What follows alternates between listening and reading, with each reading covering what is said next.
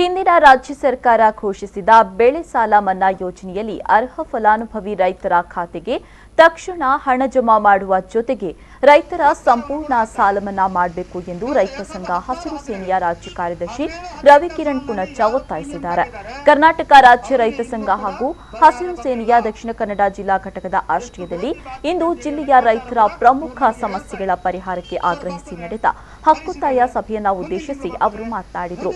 ಜಿಲ್ಲಾಧಿಕಾರಿ ಕಚೇರಿ ಎದುರು ನಡೆದ ಹಕ್ಕುತ್ತಾಯ ಸಭೆಯಲ್ಲಿ ಮಾತನಾಡಿದ ಅವರು, ಜಿಲ್ಲೆಯ ಅಡಿಕೆ ಬೆಳೆಗಾರರು ಹಳದಿ ಎಲೆ ರೋಗದಿಂದ ನಷ್ಟ ಅನುಭವಿಸುತ್ತಾ ಇರುವ ಹಿನ್ನೆಲೆಯಲ್ಲಿ ಪರಿಹಾರ ನೀಡಬೇಕು. ಜಿಲ್ಲೆಯಲ್ಲಿ ಮಂಕಿ ಪಾರ್ಕ್ ಮತ್ತು ನವಿಲು ಪಾರ್ಕ್ ನಿರ್ಮಾಣ ಮಾಡಿ ರೈತರ ಬೆಳೆ ರಕ್ಷಣೆ ಮಾಡಬೇಕು.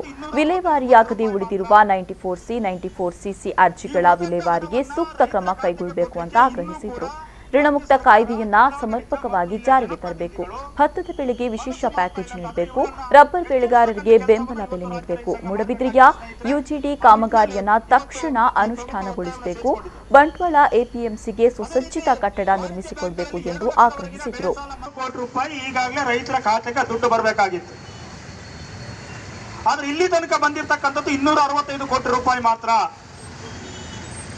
ಈ ಉಳಿದಂತ ಹಣವನ್ನ ರೈತರ ಖಾತೆಗೆ ಕೊಡ್ಲಿಕ್ಕೆ ಇನ್ನೂ ಕೂಡ ರಾಜ್ಯ ಸರ್ಕಾರ, ಜಿಲ್ಲಾಡಳಿತ ಮತ್ತು ಇಲ್ಲಿಯ ಜನಪ್ರತಿನಿಧಿಗಳು ಮನಸ್ಸು ಮಾಡ್ತಾ ಇಲ್ಲ ಅಂತಾದ್ರೆ ಇವರನ್ನ ಎಚ್ಚರಿಸತಕ್ಕಂಥ ಕೆಲಸವನ್ನ ಇವತ್ತು ರಾಜ್ಯ ರೈತ ಸಂಘ ಮಾಡಬೇಕಾಗಿದೆ ಸ್ನೇಹಿತರೆ.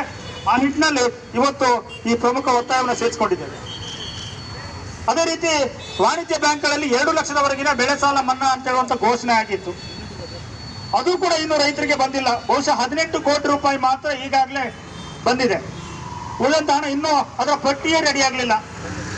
ಕುಮಾರಸ್ವಾಮಿ ಸರ್ಕಾರ ಸಾಲ ಮನ್ನಾವನ್ನು ಡಿಕ್ಲೇರ್ ಮಾಡಿ 1.5 ವರ್ಷ ಆದ್ರೂ ಕೂಡ ಫಲಾನುಭವಿಗಳ ಪಟ್ಟಿಯನ್ನು ತಯಾರು ಮಾಡಲಿಕ್ಕೆ ಆಗಲಿಲ್ಲ ಅಂತ ಹೇಳಿದ್ರೆ ನಾವು ಜಿಲ್ಲಾಡಳಿತ ಮತ್ತು ಸರ್ಕಾರ, ರಾಜ್ಯ ಸರ್ಕಾರದ ಬಗ್ಗೆ ನಾವು ಯಾವ ರೀತಿಯ ಶಬ್ದಗಳನ್ನು ಬಳಕೆ ಮಾಡಬೇಕು ಅಂತ ಹೇಳ್ತಕ್ಕಂಥ ಮಾತನ್ನ ಸಂದರ್ಭ ಹೇಳಿಕೆ ಬಯಸ್ತೇನೆ ಸ್ನೇಹಿತರೆ. ಒಂದು ಬಾರಿಗೆ ರೈತರ ಸಂಪೂರ್ಣ ಸಾಲ ಮನ್ನಾ ಆಗಬೇಕು.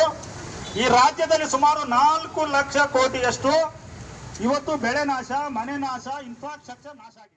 ಹಕ್ಕುತ್ತಾಯ ಸಭೆಯಲ್ಲಿ ಜಿಲ್ಲಾಧ್ಯಕ್ಷ ಓಸ್ವಾಲ್ಡ್ ಪ್ರಕಾಶ್ ಫರ್ನಾಂಡಿಸ್, ಜಿಲ್ಲಾ ಕಾರ್ಯದರ್ಶಿ ಪ್ರಕಾಶ್ ಶೆಟ್ಟಿ ಪೆರಾಬೆ, ಜಿಲ್ಲಾ ಉಪಾಧ್ಯಕ್ಷ ದಿವಾಕರ್ ಪೈ, ಶ್ರೀನಿವಾಸ್ ಗೌಡ ನಿಡಿಂಜೆ ಮೊದಲಾದವರು ಉಪಸ್ಥಿತರಿದ್ದರು. ಎಷ್ಟು ಕೋಟಿ ಬಾಕಿ ಇದೆ ಅಂತ ಹೇಳಿ ಲೆಕ್ಕಾಚಾರ ಕೂಡ ಇವರು ನಮಗೆ ಹೇಳ್ತಾ ಇಲ್ಲ. ಸರ್ ಬರ್ತದೆ, ಕಳಿಸಿದ್ದೇವೆ, ಮುಂದಿನ ತಿಂಗಳು ಬರ್ತದೆ, ಮುಂದಿನ ವಾರ ಬರ್ತದೆ ಅಂತ ಹೇಳ್ತಕ್ಕಂಥ ಮಾತುಗಳನ್ನ